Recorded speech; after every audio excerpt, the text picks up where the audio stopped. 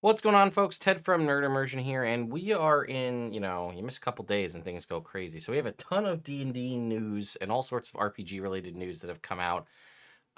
We have some new stuff about Fandelver. So I think I'm going to try to split this up into a couple of videos just to keep things more concise. So if you're looking for something specifically, you'll be able to find it.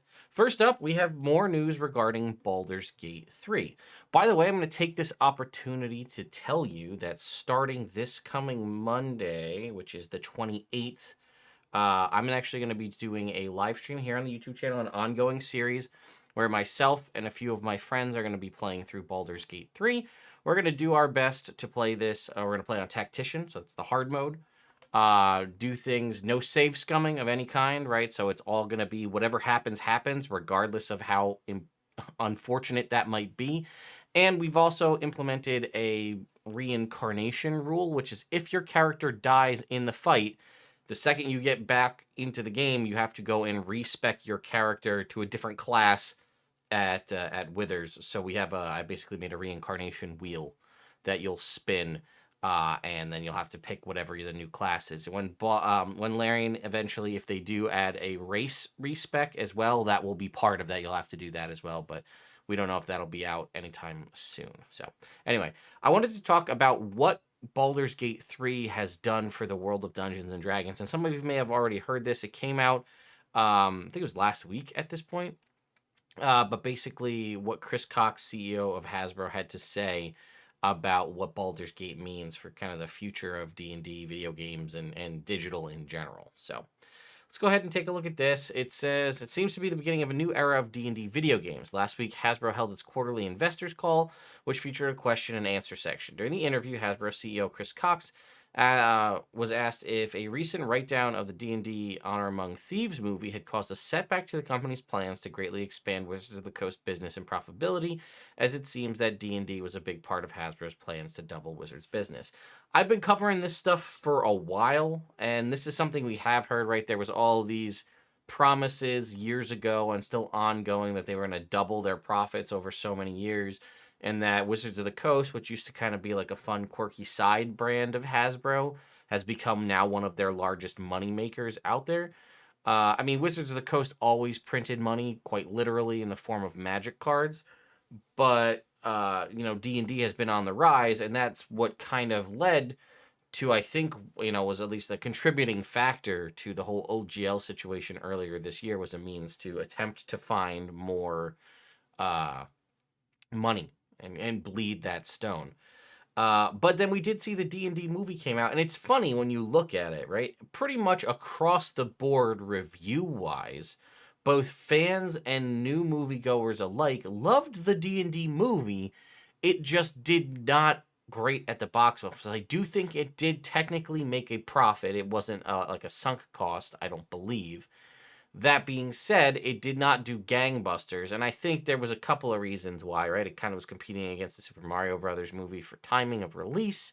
It was coming off of only 2 months off of the heels of the OGL. I think a summer release would have been a better call for it, personally. Like right now, probably not be a bad time to release the D&D movie, especially because Baldur's Gate 3 just came out, and the hype, which we're going to talk about when we get further through this article, but like releasing the movie around the same time frame as Baldur's Gate, given the absolute critical acclaim and ridiculous number of concurrent players Baldur's Gate 3 has had, the movie would probably do amazing if you were to release it right now.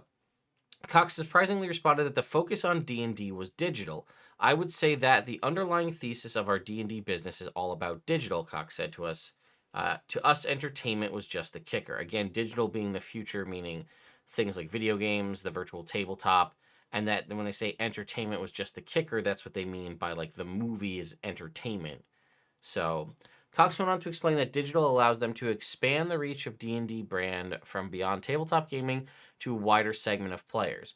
I think that Baldur's Gate 3 is just the first of several new digital initiatives you're going to see from us that span how we try to transform tabletop role-playing gaming to an even richer kind of theater of the mind experience to more traditional video games from partners from us and partners like Larian.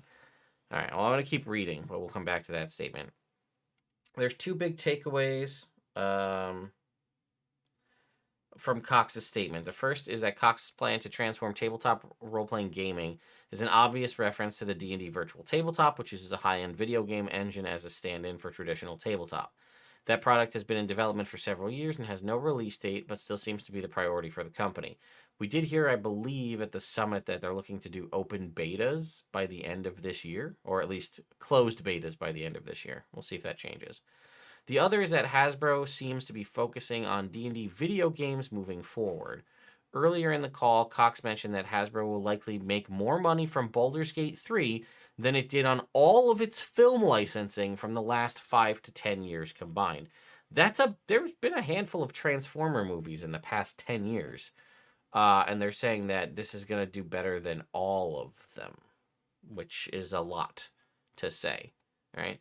It's unclear when any of these products will release, though. Earlier this year, Bloomberg reported that the 5 Dungeons & Dragons video games were canceled by Hasbro while they were still in development. At least one studio disputed this report that their game would be canceled, despite it being mentioned in the report.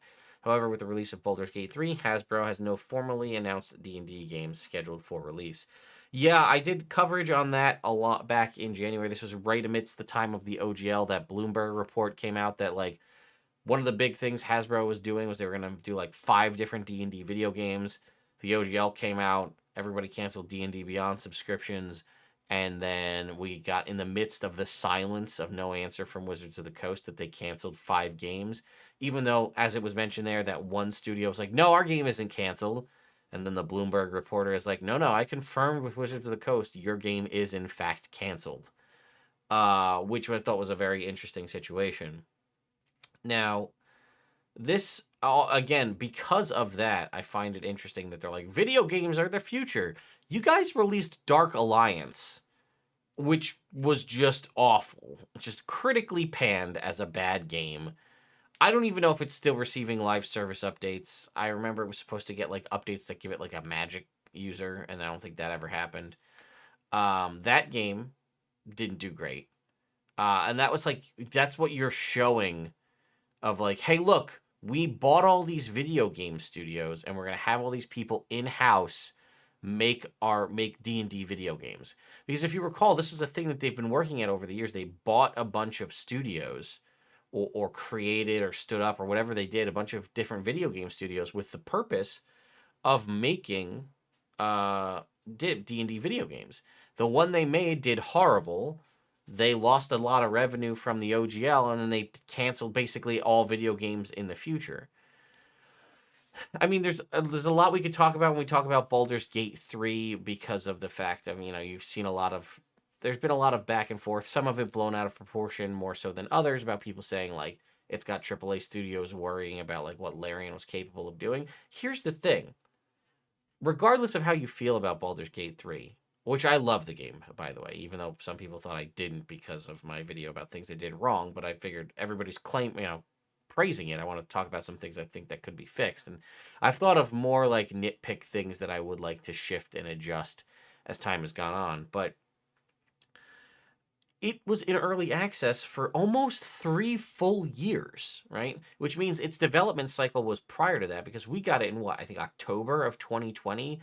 We got early access version of Baldur's Gate 3. And, I mean, it had to be developed enough to basically have the Act 1 structure that existed.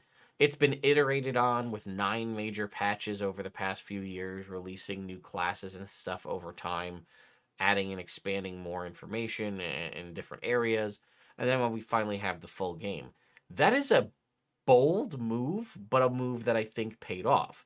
Right now, we get a lot of games that maybe get beta tested, possibly, if any of that feedback makes it into the game at all. Or sometimes studios just release a game. I don't know if there was play testing or beta testing for Dark Alliance. I can't imagine from what I've played that people did enough, like anybody play tested it and was like, no, it's great, just push it through as it is.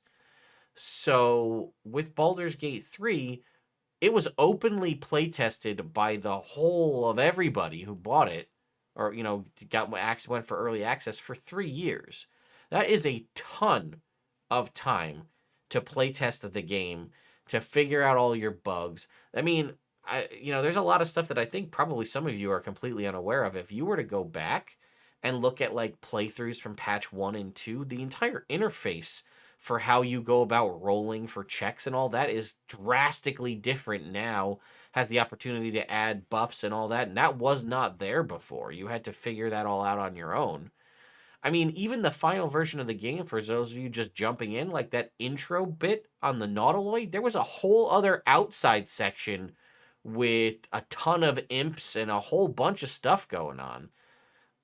There's a lot more to it, and they cut all of that back to basically let you get into the game faster. Hell, you used to not even be able to get Shadowheart at the start. You couldn't. You were not able to open the pod try as much as you might. You couldn't. And then they added in the capability for you to do so.